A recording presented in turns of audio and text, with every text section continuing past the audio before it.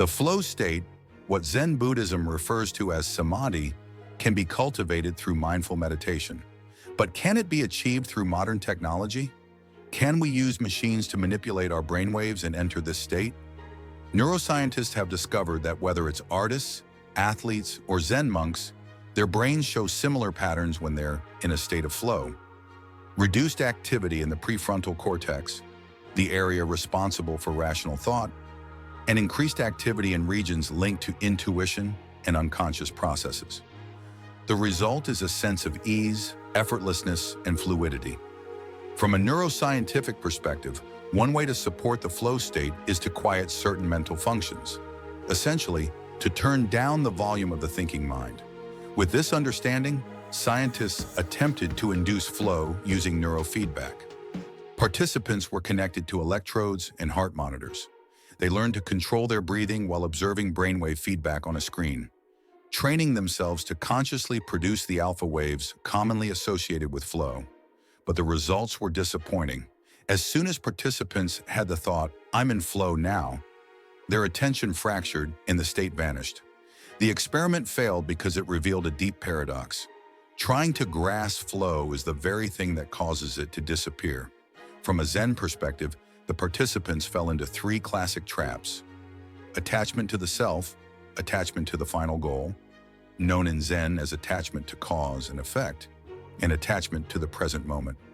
These are precisely the forms of clinging that Zen practice teaches us to transcend. This is known as the paradox of flow. As Mihaly Csikszentmihalyi, the founder of flow theory, wrote in his book, Flow, The Psychology of Optimal Experience, one cannot force oneself to enter flow. The very act of trying to achieve it can prevent it. The hallmark of flow is a sense of effortless action.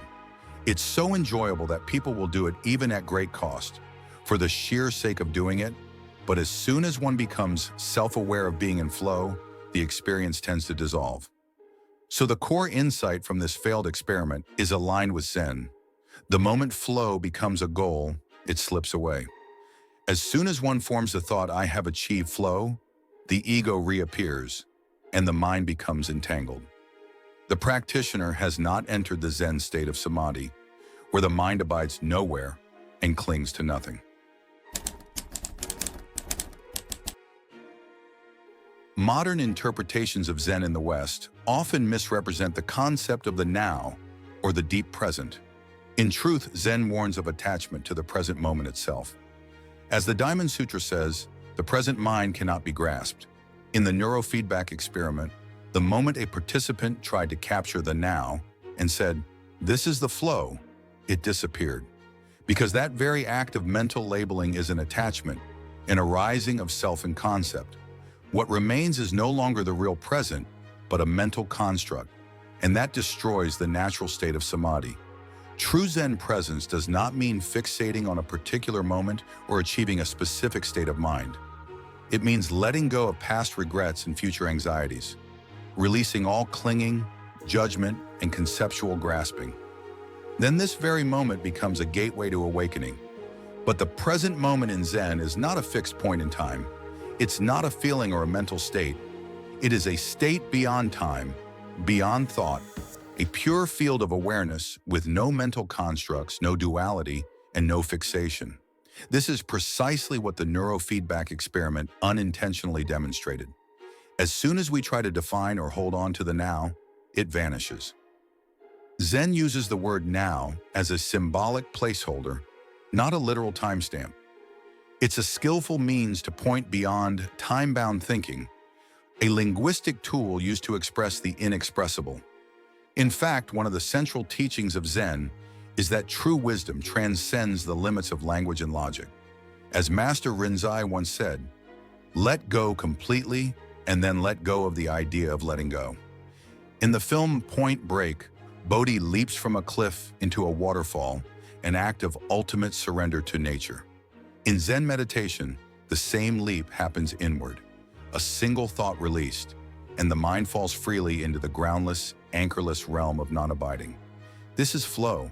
This is samadhi, a mind with no clinging, no concepts, no dualities, free to move like water and still like the void. Do you remember the movie Point Break? In it, there's a fictional concept called the Ozaki 8, a series of extreme challenges. The final one is called the Act of Ultimate Trust. In the climax of the film, the protagonist Bodhi leaps off a massive cliff into a waterfall pool below. No hesitation, no safety gear. Just complete surrender to the unknown. Miraculously, he survives. Now, while the Ozaki 8 is a fictional creation from the 2015 remake of Point Break, the idea of this final act, ultimate trust, actually echoes something very real and very ancient, a core teaching of Zen Buddhism. In the film, the leap off Angel Falls symbolizes a deep trust in nature, in the universe itself, letting go of control, surrendering to the flow. It's a powerful metaphor for spiritual awakening, even though, of course, both the movie and common sense remind us not to attempt such stunts in real life. Zen never advocated extreme sports. It simply pointed inward. So let's turn from fiction to the real teachings of Zen. Let's explore a story from the 5 Dynasties period in China, where the idea of ultimate trust was beautifully illustrated, not through danger, but through a simple, quiet moment in the rain. During the 5 Dynasties era, there lived a legendary monk named Budai, also known as the Laughing Monk. One rainy day, Budai was sheltering by the roadside when a troubled young man approached him. The man sighed and said, "Nothing I do ever goes smoothly. I want to follow you and learn the way." Budai smiled, stepped out into the rain, and picked up a fallen leaf. "Look at this leaf," he said. "It drifts with the wind. Did it worry about where it would land?" The young man shook his head. "Then why do you worry so much about success and failure?"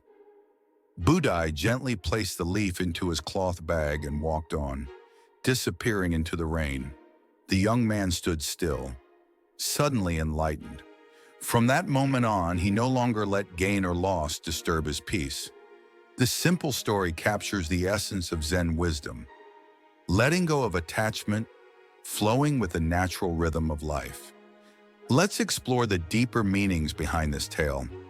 The central image, the falling leaf. The leaf floats down, completely at the mercy of wind, rain, and terrain. It doesn't resist. It doesn't try to control its landing. It symbolizes a mind free from clinging, open, accepting, at ease with whatever comes. The contrast with the young man. His suffering comes from clinging to outcomes, wanting things to go his way. The falling leaf shows him another path, letting go. But why did Budai step into the rain just to pick up a fallen leaf? Zen is known for pointing directly to the heart. It rarely relies on abstract explanation. Instead, it often uses action to spark sudden insight. By stepping into the rain, Budai was showing, not telling, that wisdom isn't found by avoiding discomfort, but often within it. The rain wasn't an obstacle, it was part of the teaching. When he placed the leaf into his cloth bag, that gesture became a symbol, the leaf representing the wisdom of letting go, the bag representing the heart that embraces everything with calm clarity. Even the dialogue unfolds with purpose. First, Budai points to a fact. The leaf doesn't care where it lands. Then he offers a simple question. So why do you? In that moment, the young man's struggle is mirrored back to him. He sees his own attachment laid bare. Where did his enlightenment come from? It wasn't from new information. It was a shift in perception. He realized what he thought were external problems, bad luck, failure, frustration, were actually internal. It was his own need to control outcomes that created his suffering. A new perspective emerged. He didn't need to control everything. He could choose to trust the flow of life, of nature, of the universe, even the mysterious flow of quantum reality. This isn't passivity, it's a higher kind of agency, what Zhuangzi called being at ease with the timing of things. He also let go of false opposites, success versus failure, good versus bad. A leaf falling into mud is no less perfect than one falling on water. It's all part of the same journey. So how do we live this wisdom in our modern lives?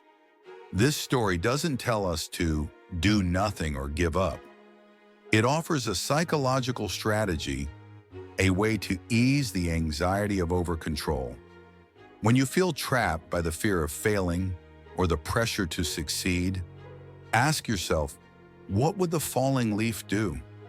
It shifts your focus from obsessing over the result to savoring the process, the growth, the experience itself. And let's be clear, letting go doesn't mean not trying. It means working with full heart, but not tying your peace to the outcome. Just like a farmer who plants with care, but doesn't fight the weather. In Point Break, Bodhi's leap off the cliff, a free fall into the unknown, was a radical act of trust in nature. But in Zen, there's another kind of leap, not of the body, but of the mind. To let go in a single thought, they say, is to allow the heart to free fall into the boundless space of non-attachment. No mental constructs, no clinging, no duality. Whether it's the edge of a waterfall or the edge of a difficult decision, the real ultimate trust is not about struggle, it's about surrender. Not about controlling life, but flowing with it. So next time you feel like you're losing control, when your business hits turbulence, or a relationship goes sideways, or life simply doesn't go as planned, pause for a moment. Would you have the courage to trust, as Bodhi did, standing at the edge of the unknown? Not recklessly, not blindly, but with a quiet confidence in the unfolding of life, in the deeper current beneath it all. Can you, like the falling leaf in the rain, trust where the wind is taking you? Because maybe true freedom begins not when we finally control everything, but when we stop needing to. In that surrender, whether it's Bodhi's leap or the monk's drifting leaf, we might just find a deeper kind of strength, a silent, effortless alignment with the great flow of life itself.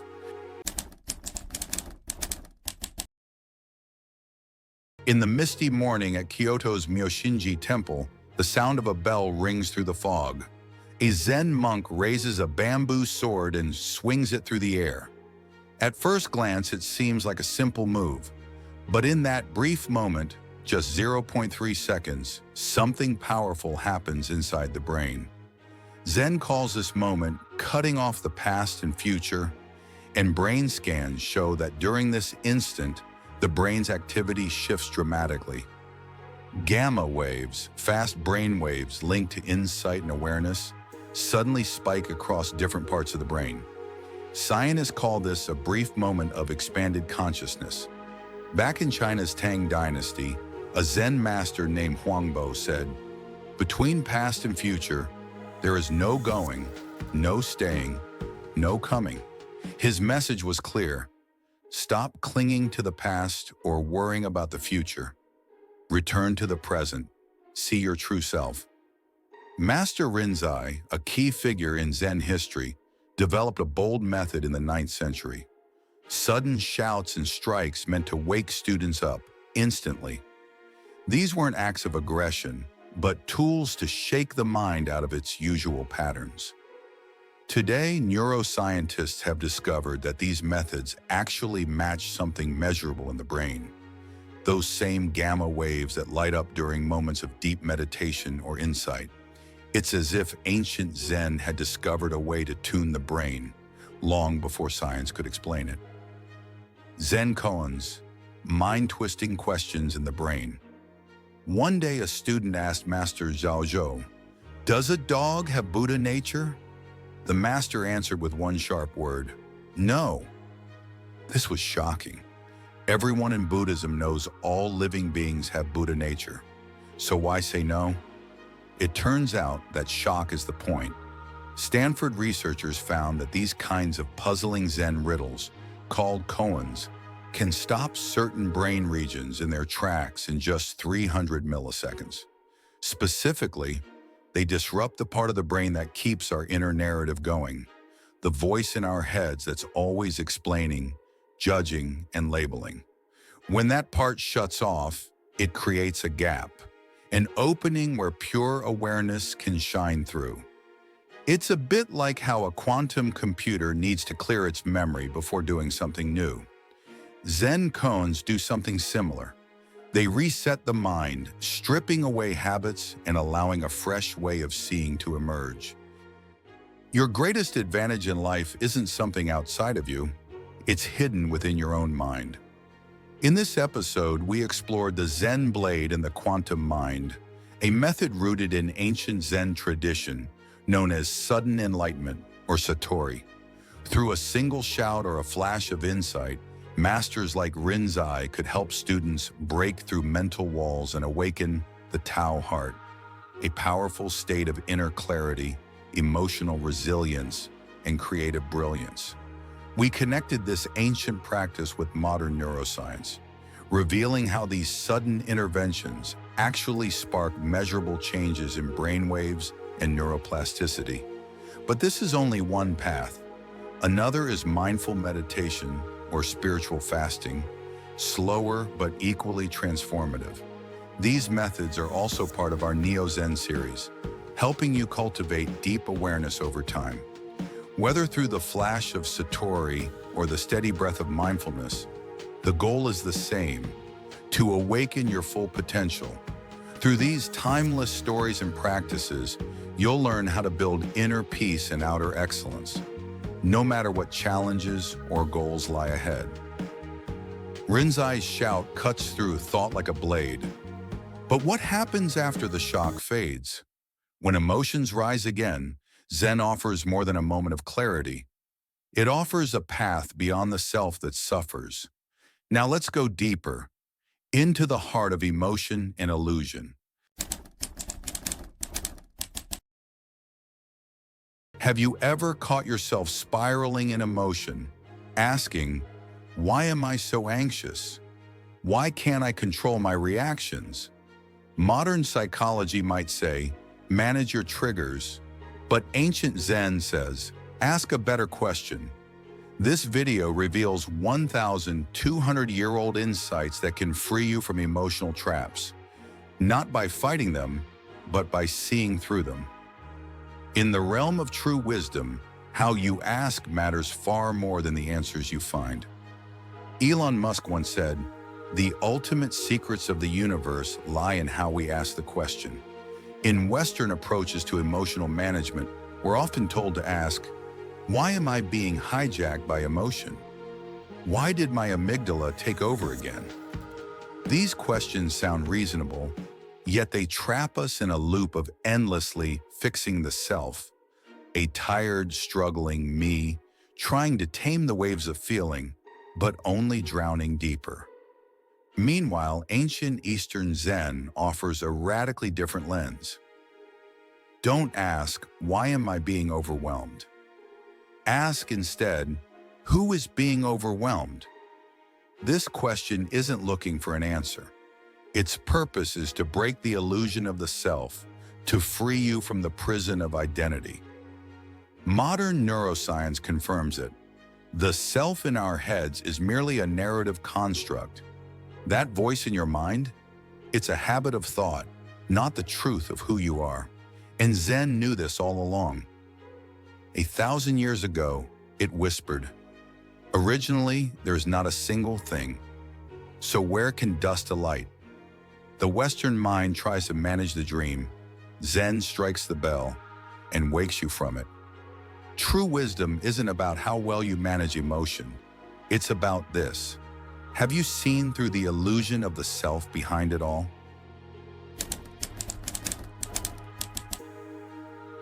In the ancient wisdom of the East, Zen master Linji Yixuan revealed 4 profound steps of mindfulness practice, known as the 4 classifications. They are not just methods, but 4 dimensions of clarity, guiding us out of emotional turmoil, beyond the illusion of self, and into a life of peace and presence. Step 1. Let go of the self, not the situation. When emotions flare and your thoughts spiral, don't rush to ask, "Why am I like this?"